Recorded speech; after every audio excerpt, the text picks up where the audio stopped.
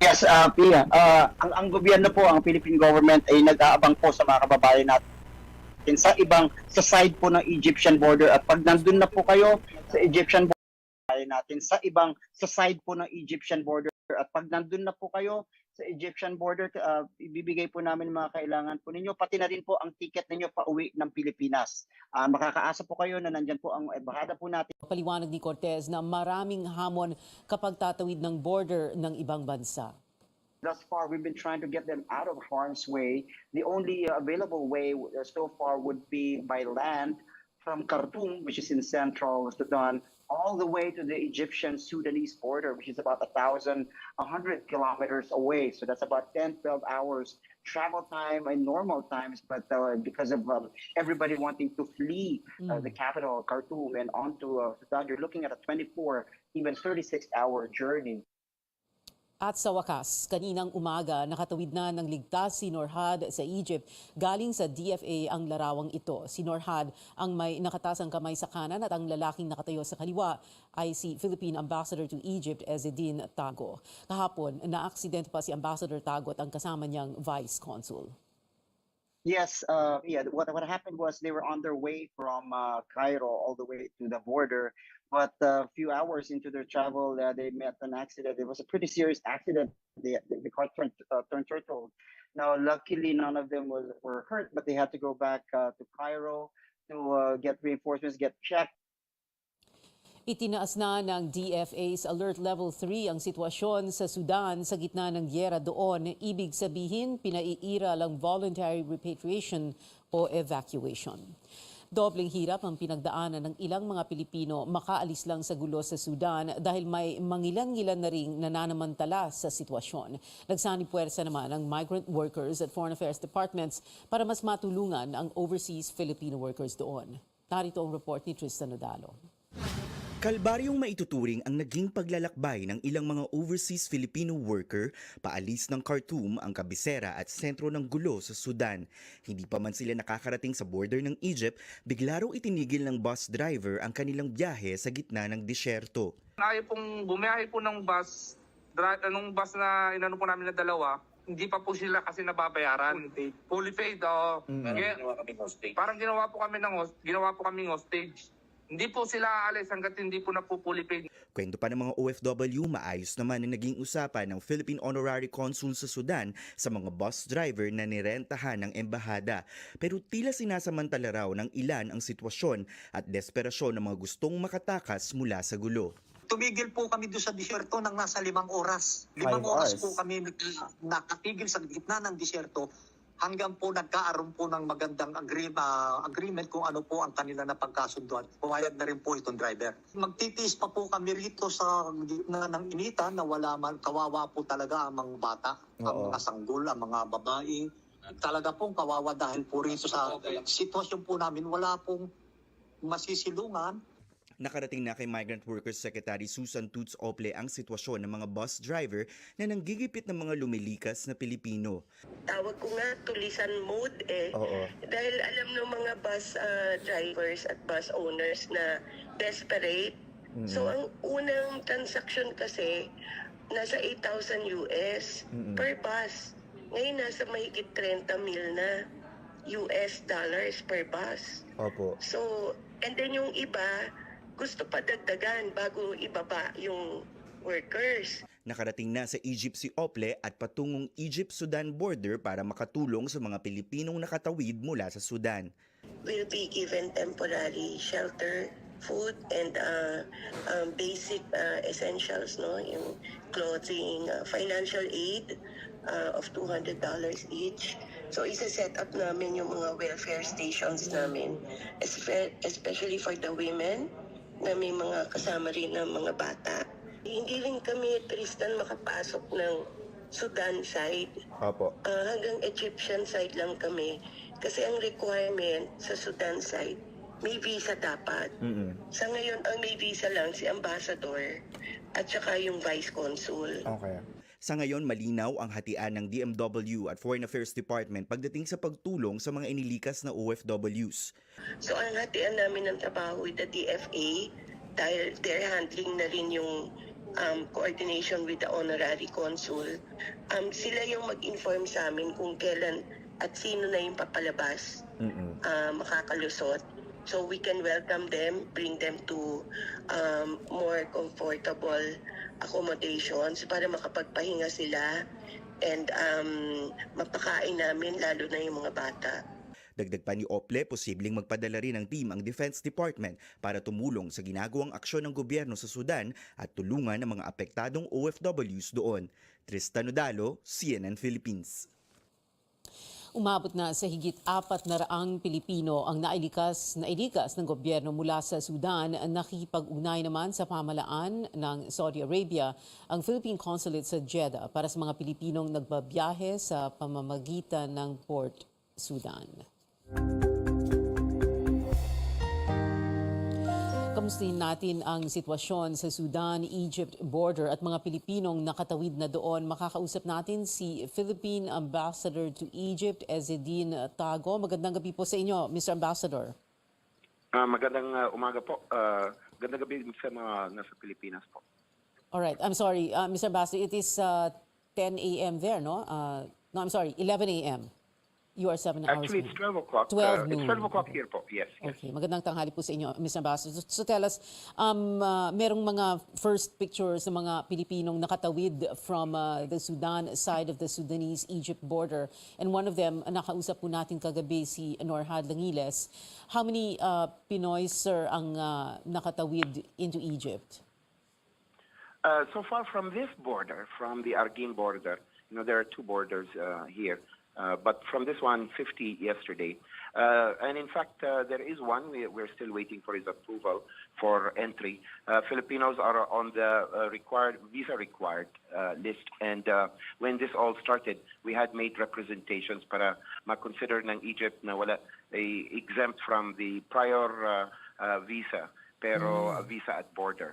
But that requirement includes, nagpapadala po kami ng listahan ng mga tao kung saan sila papasok, yung mga detalye nila. At saka dumadaan po yan sa mga approving authority.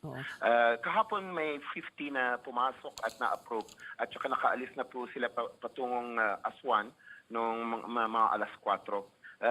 Just to explain the process, gaano kahaba. Dumating ako dito ng alas 5 ng hapon, alas 4 na sila nakaalis. The good news is they're on safer ground.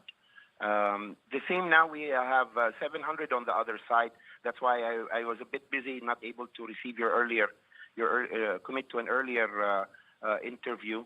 Pero there are 7 now on the other side.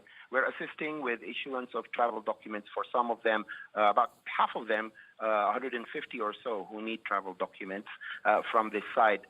At the beginning, the plan was to send my vice consul to the other side, to Sudan.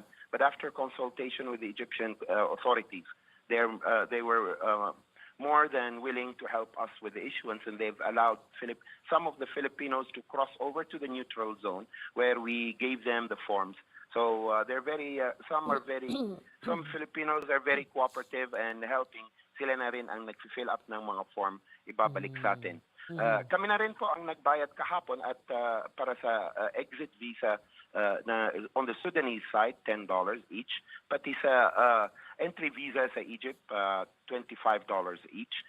Yan din ang concern ng iba na dumarating dito. Pag kulang ang pera nila, kami na ang nagbabayad.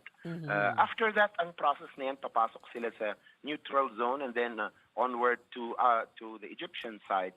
And that's another process where they have to look at the usual internal and immigration process, including if they have already received the authority of the Egyptian agency that provides the approval for the visa at the border. Yesterday, we finished. Sir, ma'am? Yes. So, sorry, Mr. Ambassador. So you're saying yung 50 na po yun, nasa neutral zone pa lang? Oh, they're gone. They're at the hotel already in Aswan, which is about 400 kilometers north already, which is the next city up north from here. And Mr. Ambassador, you were saying, from the looks of it, ang talagang nakapagpa-delay ng pagpalabas nila from Sudan was really the visa requirements.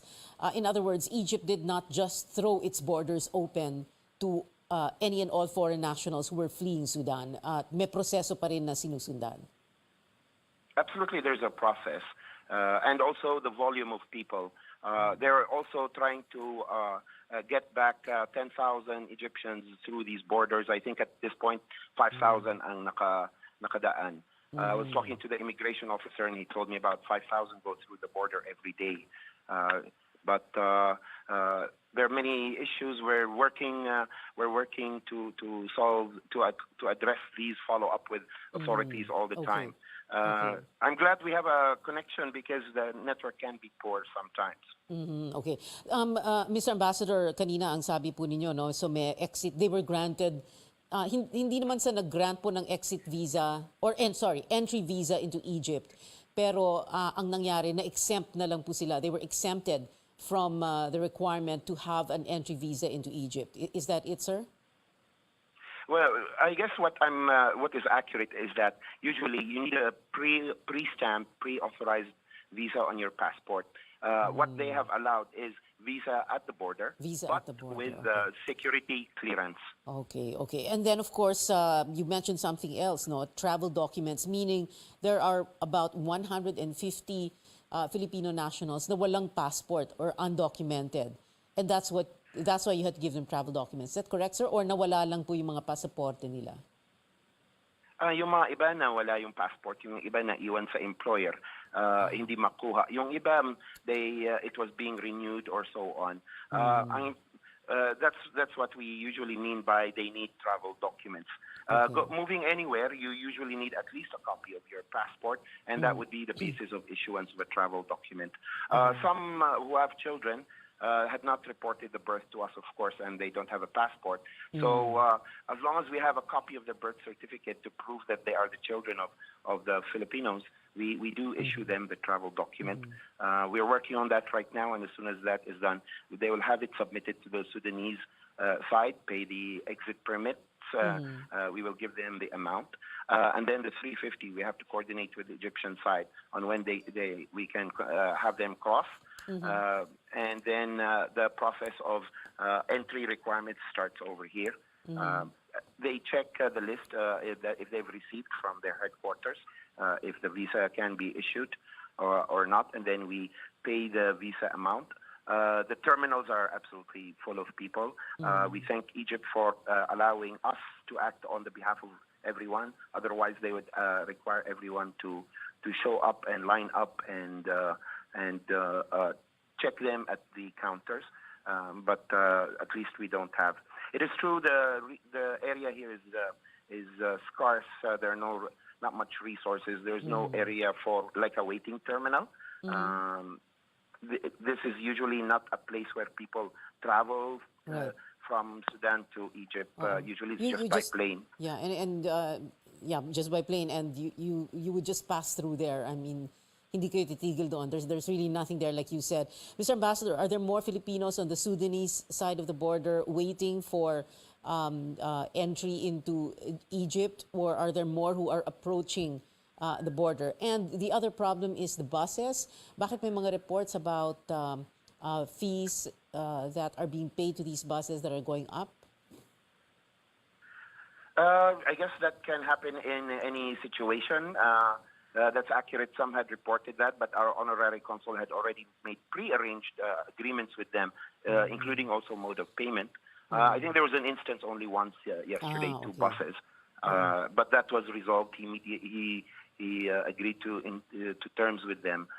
We thank our honorary consul who's had to advance all these amounts, some in cash and some in bank transfer, whether here in Sudan or in other countries, because as I'm sure we would all agree, nobody really carries big amounts of cash in their home or even in their office. But the situation has necessitated a lot of cash flow. I also had to. The banking system here was closed also in Egypt itself for about a week because of the Eid, the end of Eid Ramadan al-Fitr. holidays. Okay. I had to resort to some money in my house, but that's running low already.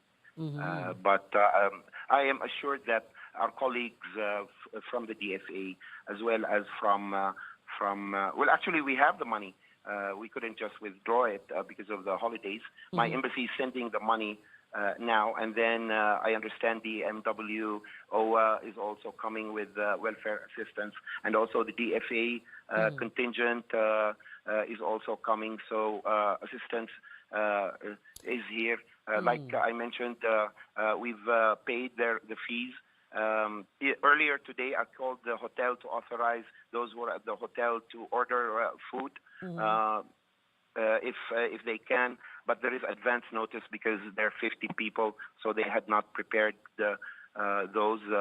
And their restaurant is small compared to other bigger hotels. Okay. But we're trying our best, considering here the situation. Egyptian Red Crescent is also here at the site. And they usually distribute water. They have a medical clinic, distribute water and some biscuits. And thankfully, I forgot to bring my toothbrush, pero nakahingi ako ng toothbrush at saka konting toothpaste sa kanila. But that's it for now. Okay. And Mr. Ambassador, We continue to you are expecting more Filipinos coming in through that border. There are 7 buses on the other side Okay, right now that we're trying to work out. That's why I was asking for permission to have short only because I have to continue coordinating. Yes. Okay. And of course, we weren't able to talk about it, but we already know na aksidente pa nga po kayo together with the Vice Consul, and we're glad that you're all right. And like you said earlier, I think many people are grateful that Egypt is able to help in this way. Mr. Ambassador, Philippine Ambassador to Egypt, Ezzedine Atago. Mr. Ambassador, thank you very much. Maraming salamat po sa inyo. Maraming salamat po. Hindi naman dapat mabahala laban sa Arcturus subvariant ng COVID-19 ang publiko kung updated ang bakunang natanggap. Pero sabi ng Health Department, mahalaga pa rin na mag-ingat laban sa COVID at mag-isolate kung nakararanas ng mga sintomas nito. Narito ang ulat ni Caitlin Cruz. Sa pagtala ng unang kaso ng COVID-19 XBB.1.16 o Arcturus subvariant sa bansa, nagpaalala ang Health Department sa publiko na magpabakuna laban sa COVID-19. May ilan daw kasing mga hindi na nagfe-face mask kahit nasa mataong lugar o hindi na nag-isolate kung nakararanas ng simptomas tulad ng ubo at sipon. Yung mga hindi nagpabakuna or hindi updated yung booster, siguro sila yung mas dapat kabahan.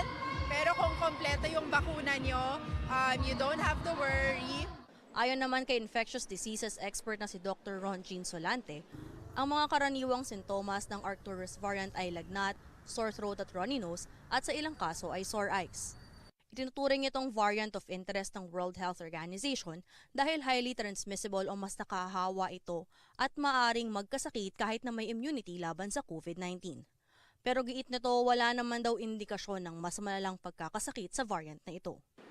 Patuloy din niyang nirerekomenda ang pagsusuot ng face mask sa matataong lugar at pagpapabakuna laban sa COVID-19 kasama na ang booster dose. Para hikayatin ng mga Pilipino na magpa-second booster dose sa COVID-19, nagpabakuna mismo sa San Juan City Mayor at Metro Manila Council President Francis Zamora nitong Huwebes. Mahalaga po ang pagbabakuna ng ating mga anak. Ngunit mahalaga rin po ang pagbabakuna natin ng second booster laban sa COVID-19. Medyo tumataas po ang bilang ng mga kaso ngayon. Paalala nito kung wala pang first booster ay magpabakuna na at kung nasa 4 na buwan na o higit mula sa first booster ay magpa-second booster na sa mga vaccination center. Catherine Cruz, CNN Philippines. Malaki na ang ibinaba ng bilang ng mga namamatay sa COVID-19 sa buong mundo. Ayon sa World Health Organization, 95% na ang naitalang pagbaba nito simula nung pumasok ang taong 2023. Pero babala ng WHO, hindi dapat makumpiyansa ang mga tao lalo na't may mga kumakalat pa ring variants ng virus. Some countries are seeing increases, and over the past 4 weeks, 14,000 people lost their lives to this disease. As the emergence of the new XBB.1.16 variant illustrates, the virus is still changing and is still capable of causing new waves of disease and death. We remain hopeful that sometime this year, we will be able to declare an end to COVID-19 as a public health emergency of international concern. Dagdag pa ng WHO, hindi na mawawala ang virus kaya dapat matutunan ng lahat ng bansa kung paanong i-manage ito kasabay ng iba pang nakakahawang sakit.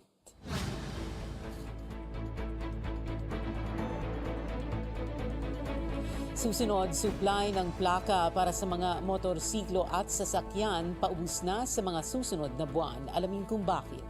At civilian aircraft na nakapasok sa no-fly zone habang isinasagawa ang Balikatan live fire exercise sa Zambales kahapon, iniimbestigahan. Yan at iba sa pagbabalik ng Newsnight.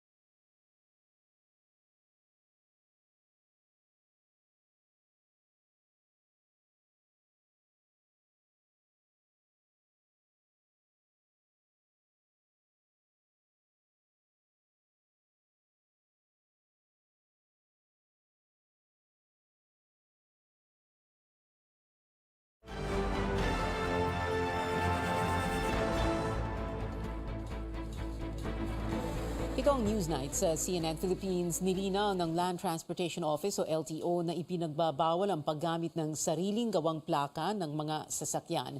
Sa harap ito ng napipintong pagkaubos ng supply ng license plates dahil kasisimula pa lamang ng bidding para rito. May ulat si Senior Correspondent George Cahiles.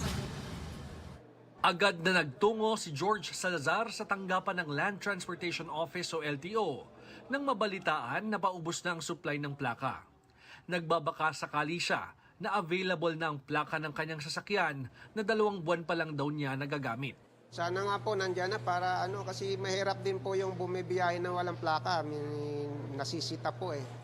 Sa gitna ng napipintong kakulangan sa mga plaka para sa mga motorized vehicle at motorsiklo, nilinaw ng LTO na hindi papayagan ng mga do-it-yourself o DIY na plaka. Bawal po mag-print ng sariling plaka.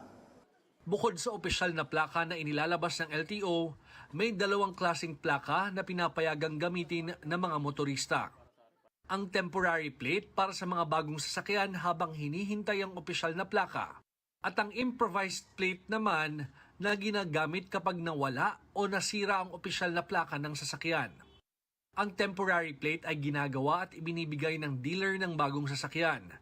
Nakalagay dito ang conduction sticker number para sa mga motor vehicle at motor vehicle file number naman para sa mga motorsiklo.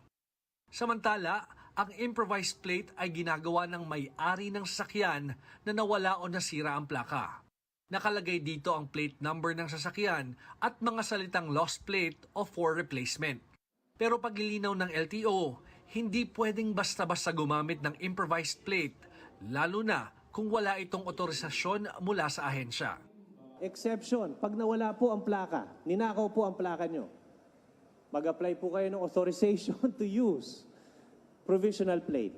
Authorization to use improvised plate.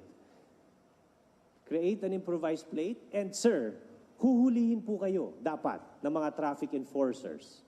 Bakit po kayo huhulihin? Dahil kakaiba po ang plaka nyo. Papakita nyo po yung authorization to use the improvised plate para po hindi kayo matikita. Ayon sa LTO, aabuti na lamang ng hanggang Hunyo ang supply nila ng plaka para sa mga motorsiklo at hanggang Hulyo naman para sa mga motor vehicle. Sa ngayon, may backlog pa na 9 milyong plaka para sa mga motorsiklo na inirehistro mula 2012 hanggang 2017. 2 milyong replacement plates naman ng motor vehicles ang hindi pa nagagawa ng LTO.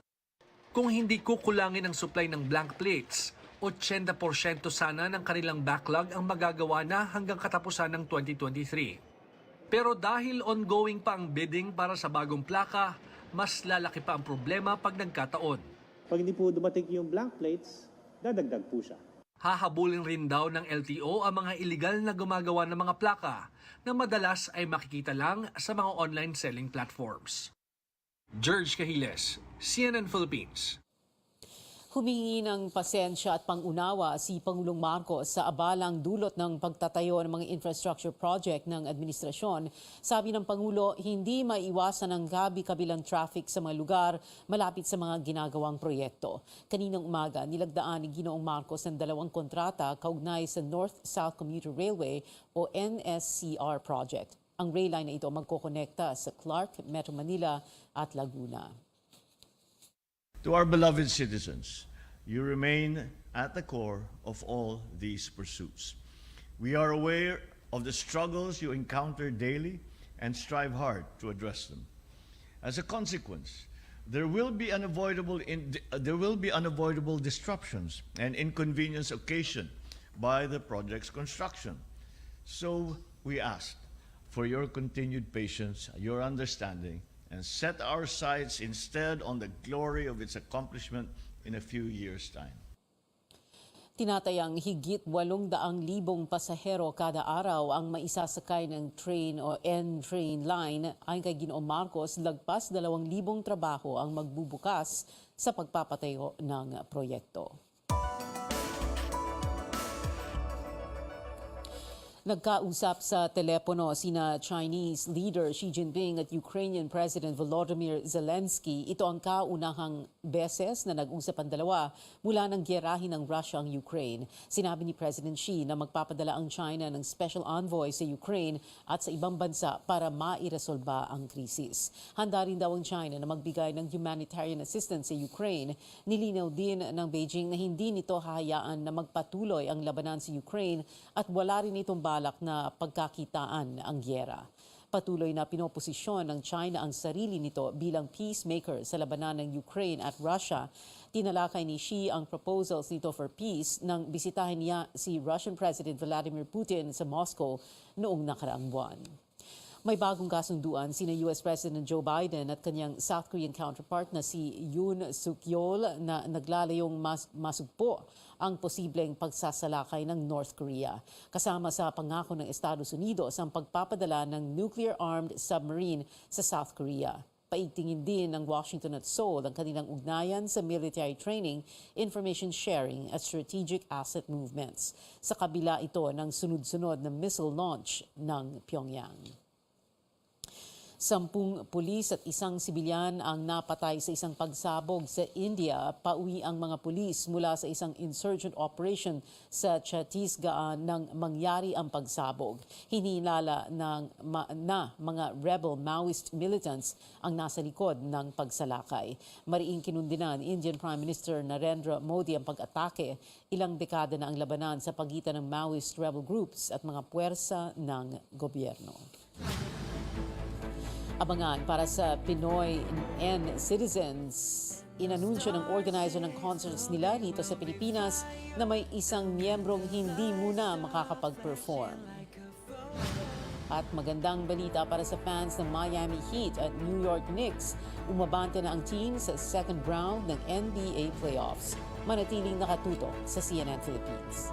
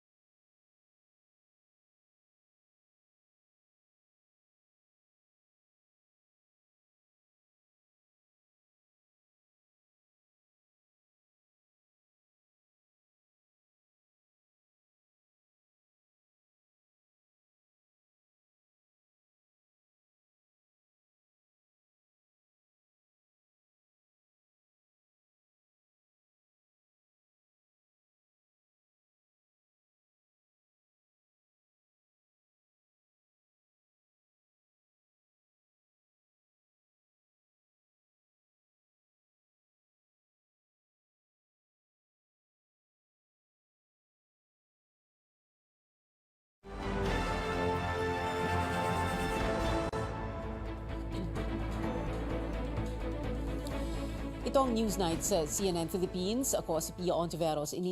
Iniimbestiga na para matukoy ang pagkakakilanlan ng civilian aircraft na nakapasok sa no-fly zone habang isinasagawa ang Balikatan live fire exercise sa Zambales. Kahapon, may follow-up report si senior correspondent David Santos. Nakikipag-ugnayan na ang Civil Aviation Authority of the Philippines sa mga opisyal ng Balikatan. Ito'y para matukoy ang civilian aircraft na nakapasok sa himpapawid ng San Antonio, Zambales habang may isinasagawang live fire exercise doon.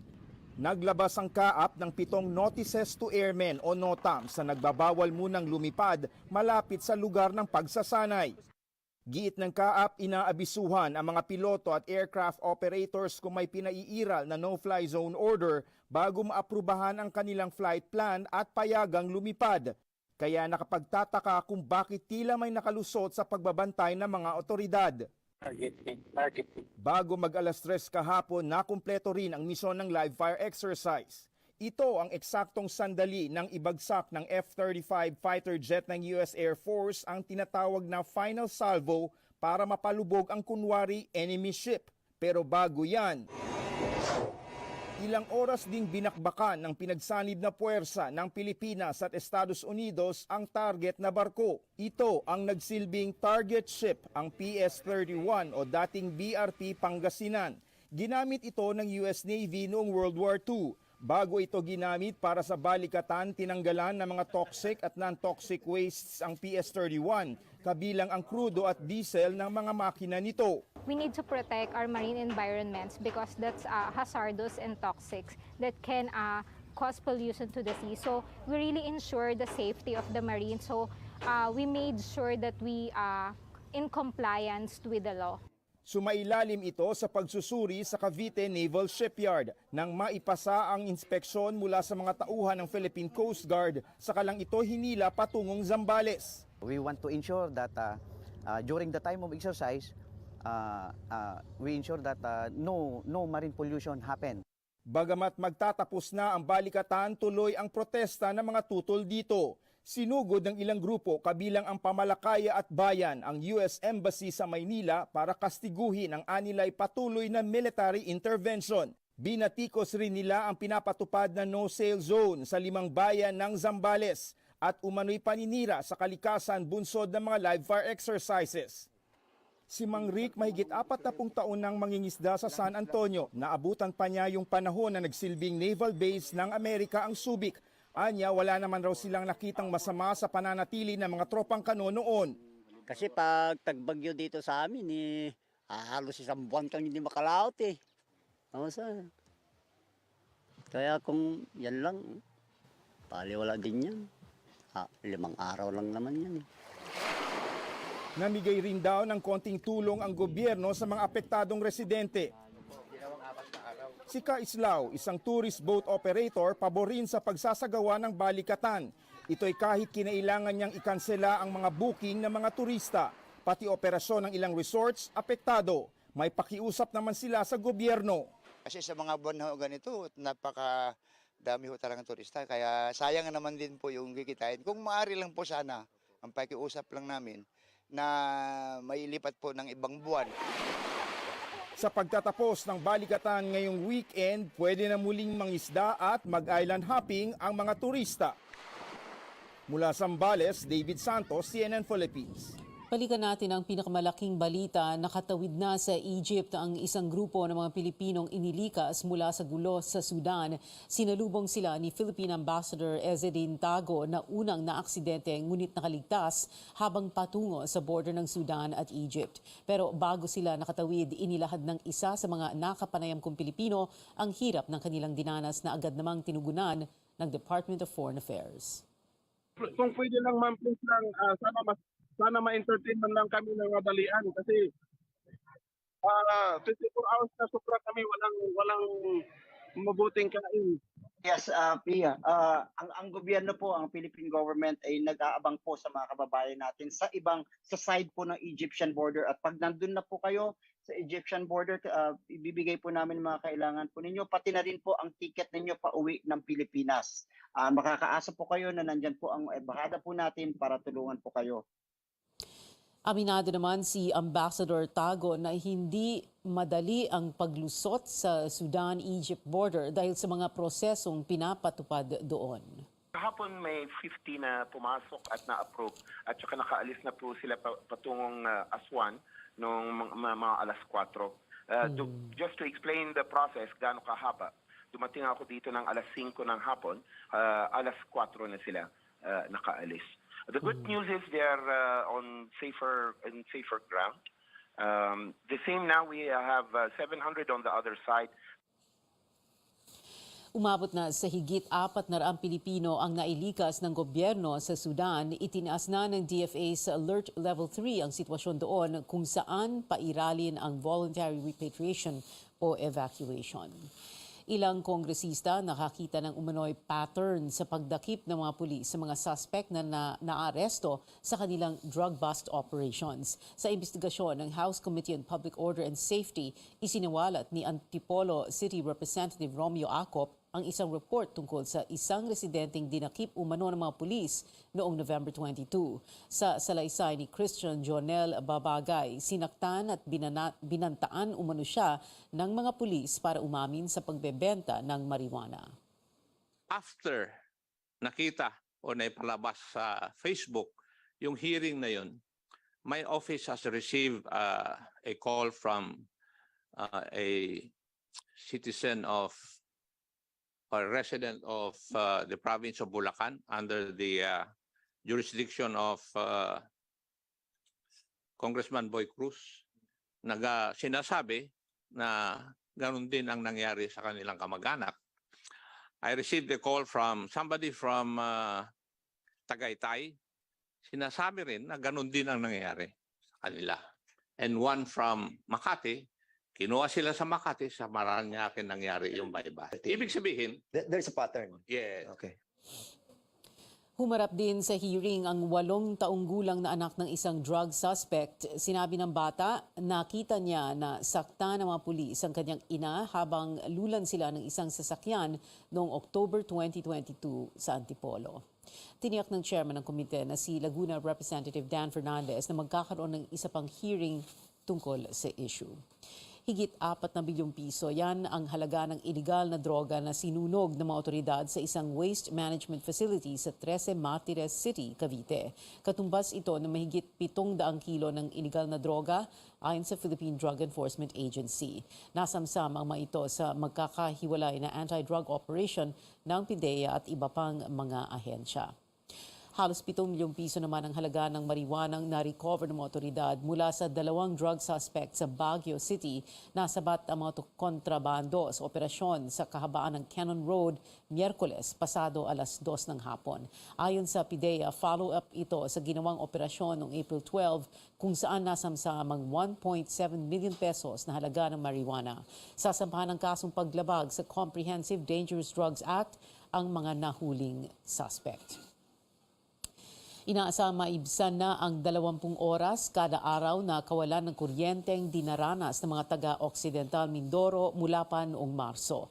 Ayon sa National Electrification Administration, kinontrata na nila ang Power Systems Incorporated na magdadagdag ng hanggang 7 oras sa supply ng kuryente sa probinsya sa loob ng 2 buwan. Nandyan din ang DMCI Power Corporation na pumasok sa Emergency Power Supply Agreement para sa Occidental Mindoro Electric Cooperative. Madaragdagan din ang power supply ng Occidental Mindoro Consolidated Power Corporation para maabot ang 29 megawatts na tutugon sa mga brownout sa lalawigan. By Saturday, we are sure that 5 megawatt capacity will be added up to the grid, which will reduce. Which will well, let's not talk of reduce brownouts, but rather increase the hours of electricity supply. Kapalit ng pagkakaroon muli ng supply ng kuryente, ang pagtaas naman ng singil dito. Gayunman, tiniyak na opisyal na pansamantala lamang ito hanggang maaprubahan ang competitive selection process at power supply agreement para maibalik sa dati ang singil sa kuryente. Kung kailan naubod ng init ng panahon, mawawalan pa ng supply ng tubig sa ilang bahagi ng Metro Manila at Cavite hanggang May 16.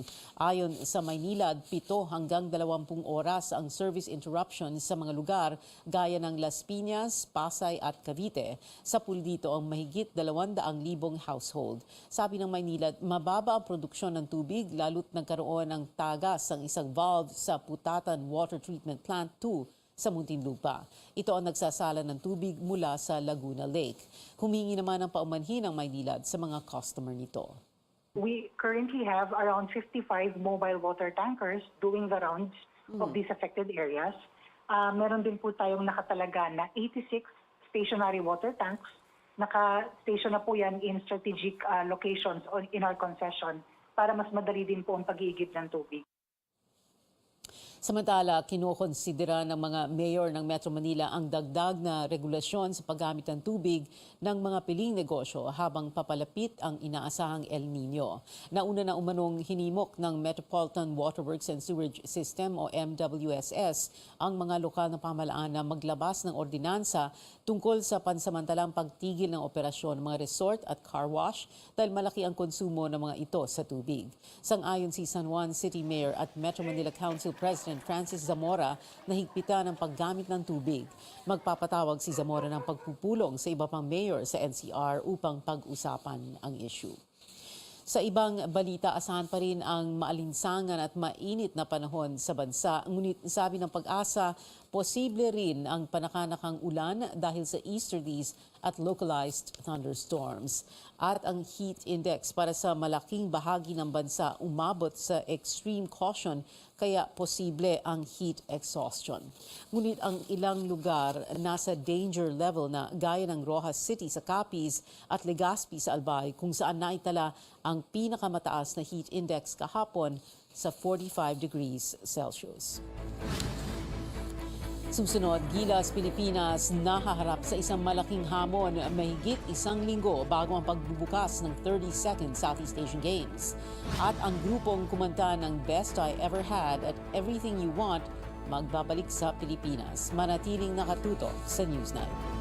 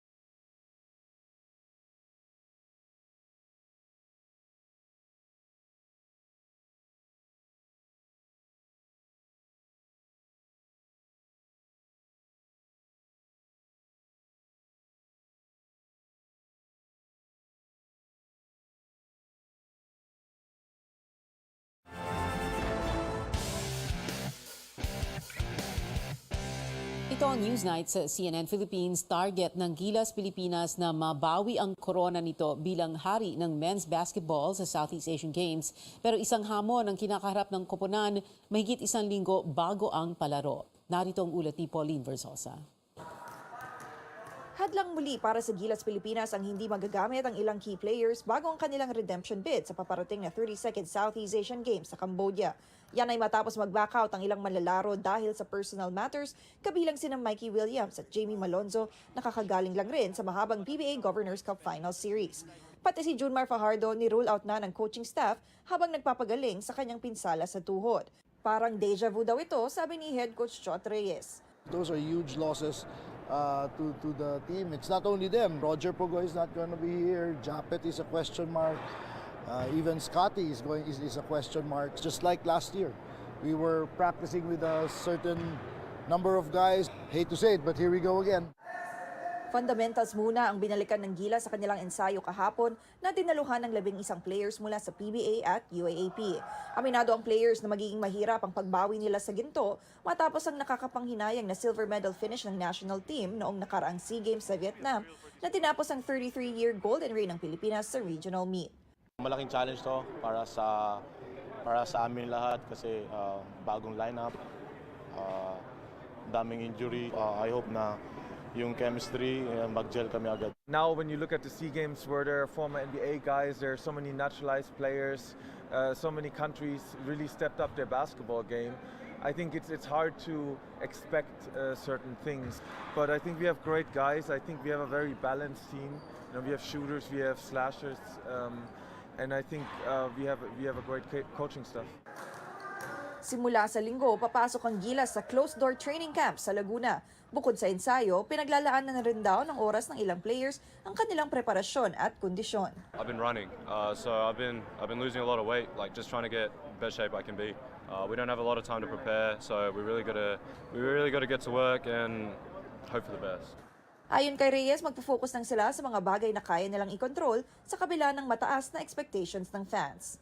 That's the least of my worries. What the others think. We have to just focus really now on preparing this team. Our goal here is to continue preparing for the World Cup. Unfortunately, a lot of the guys who are supposed to be there are not here. So, like I said, it's a very, very difficult situation. Magaganap ang SEA Games basketball competition mula May 9 hanggang 16. Pauline Verzosa, CNN Philippines. College basketball naman, nais ni bagong Letran Knights head coach Renzi Bahar na maipagpatuloy ang winning culture ng Kapunan sa kanyang termino. 3 taon nagsilbing assistant coach si Bahar bago na-promote bilang head tactician ng Knights noong Lunes. Pinalitan niya sa pwesto si Bonita na arkitekto ng 3 magkakasunod na championship ng Letran sa NCAA Men's Basketball Tournament. Sa panayam ng Sports Desk, inamin ni Bahar na matindi ang pressure upang maibigay sa Intramuros-based squad ang ika-4 nitong sunod na kampyonato. Pero paniwala ni Tan, si Bahar ang right man for the job. Mahirap because una-una maraming nawala sa amin, especially yung mga veteran players namin. So mahirap but posibleng mangyari. Basta at the same time, lalo na mapaghirapan namin sa practice, double effort lang kami sa ensayo lagi. At the same time, yung moniker namin na Defense Wins Championship. Yung discipline niya, yun yung nakita kong best, parang yung character niya na ma-retain sa Letran as a head coach. And yun ang nagustuhan namin sa kanya, pati yung Letran community na yung pagiging discipline niya sa sarili niya and also sa team. Iniwanan ni Tan ang head coaching duties ng Knights kay Bahar matapos siyang pangalanang full-time head coach ng Northport Batanguer sa PBA. Sa NBA naman, inilaglag na ng 8th seeded Miami Heat ang top seeded Milwaukee Bucks sa first round ng playoffs. Tinapos ng Heat ang serye 4-1 matapos ang kanilang 128-126 overtime win sa Game 5 kanina umaga sa home court ng Bucks. Isang pambihirang laro na naman ang ipinakita ni Heat forward Jimmy Butler na tumira ng 42 points kasama na ang panabla para mapuwersa ang overtime. Pasok na rin sa second round ang New York Knicks nang ungusan sa Game 5 ang Cleveland Cavaliers 106-95 sa sarili nitong home court. Nanguna sa Knicks si Jalen Brunson matapos kumana ng 23 markers. 5 New York players pa ang nagtala ng double-digit scores para tapusin ang serye 4-1. Magtatapat ang Knicks at Heat sa second round. Sa Western Conference, hindi naman pumayag ang Memphis Grizzlies na magbakasyon agad nang talunin nito ang Los Angeles Lakers sa Game 5 sa Memphis. Ang final score, 116-99. Bumida si Desmond Bane para sa Grizzlies nang mag-ambag ng double-double 33 points at 10 rebounds. Lamang pa rin ang Los Angeles sa serye 3-2. Samantala lamang na ang defending champs sa Golden State Warriors sa first round showdown nila kontra Sacramento Kings 3-2. Inangkin ng Warriors ang Game 5 kanina 123-116 sa home court ng kalaban. Top scorer para sa Golden State si two-time MVP Steph Curry na may 31 markers. Para sa karagdagang sports updates, tutukan ang sports desk sa bago nitong time slot simula sa Lunes, Mayo 1. Mapapanood na ang sports desk kasama si Andre Felix sa prime time. Alas 8:30 yan ng gabi, Lunes hanggang Biyernes, dito lang sa CNN Philippines. Pagkatapos ng higit 8 taon, dadalhin muli ng bandang Vertical Horizon ang alt-rock hits nila dito sa Pilipinas. Yan at iba pang showbiz updates hatid sa ating Sam Sadwani. Sam? Pia, sa Hunyo na ang Philippine leg ng Vertical Horizon 2023 Tour. Nakatakda ito sa SM North EDSA Skydome sa Quezon City sa July 18 at ang ticket selling mag-uumpisa na sa Miyerkules. Sikat ang alternative rock band sa mga awit tulad ng Best I Ever Had at Everything You Want. Taong 2014 nang huling nag-concert ang Vertical Horizon sa Pilipinas. Balitang K-pop naman, hindi makakapag-perform si main vocalist Chonle ng NCT Dream sa concerts nila sa Sabado at Linggo dito sa bansa, maging sa Singapore sa Lunes. Ayon sa local show organizer, dahil ito sa health condition ng artist. Sabi naman ng management ng NCT Dream, may cold symptoms si Chonle kaya magpapagaling muna siya. Sa SM Mall of Asia Arena, mapapanood ang The Dream Show 2 in Manila ngayong weekend. Isang bagong adventure ang tatahakin ng Harry Potter star na si Daniel Radcliffe ngayong isa na siyang ganap na ama. Firstborn nila ito ng kanyang longtime partner, ang actress na si Erin Drake. Kinumpirma ng umano'y representative ng aktor ang balita matapos lumabas ang mga larawan ng dalawa na hila-hila ang isang baby stroller sa New York. Sa ngayon, wala pang detalye tungkol sa gender at birthday ng anak ng Hollywood couple. Para sa Disney fans naman, inilabas na ang bersyon ni singer-actress Halle Bailey ng kantang Part of Your World. Nadinig na ang parte nito sa trailer ng live-action The Little Mermaid film. Pero kaka-release lamang ng full version kasama ang isang visualizer video.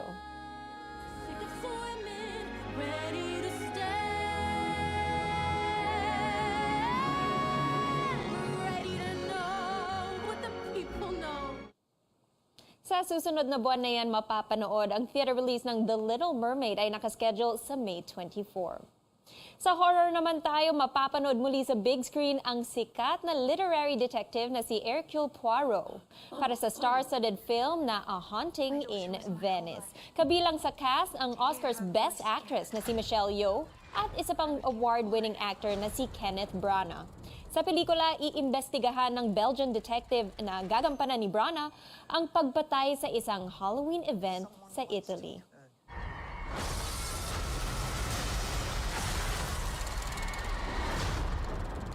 That woman called the spirits, and they answered. You saw what I saw. For once in your life, admit that you are up against something bigger than you. Tonight, we are all afraid.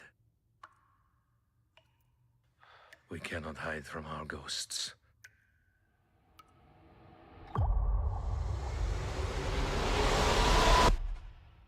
Whether they are real or not.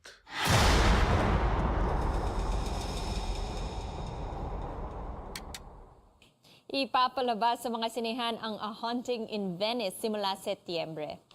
Sa bagong action series ng Netflix, naging disyerto na ang Korean Peninsula at ang mga bagay gaya ng oxygen ay kailangan pang ipadala sa mga tao araw-araw.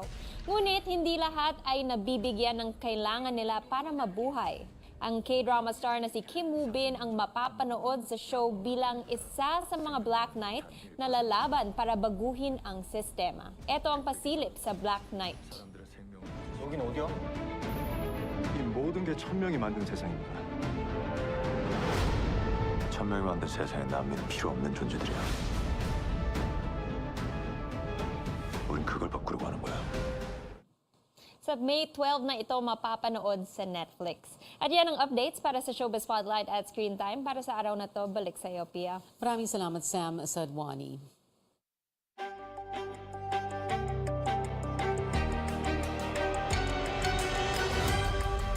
kapapasok lang na balita, naglabas na ng Hold Departure Order o HDO ang Muntinlupa Regional Trial Court laban kay suspended Bureau of Corrections Chief Gerald Bantag at dating Bucor Jail Officer Ricardo Zulueta. Si Bantag ang tinutukoy na mastermind sa pagpatay sa mamamahayag na si Percy Lapid Oktubre noong nakaraang taon. Dalawang korte nang naglabas ng warrant of arrest laban kay Bantag at sa ilan pa nitong kasama. Samantala, para ito sa mga Pinoy foodies dyan na nais kilalanin at tangkilikin ang kultura ng National Capital Region o Metro Manila, nagbukas na ang Flavors of NCR Food Bazaar sa Kartilya ng Katipunan sa Ermita, Manila. Dito maaring tikman at magpakabusog sa iba't ibang food at delicacy mula sa mga lungsod sa Metro Manila. Maaari pang humabol dahil hanggang alas 10 ito ngayong gabi at pwede ring balikan bukas. At yan ang mga kailangan ninyong malaman ngayong Huwebes, April 27, 2023. Magkita-kita ulit tayo bukas dito sa CNN Philippines. Ako si Pia Ontiveros at ito ang Newsnight.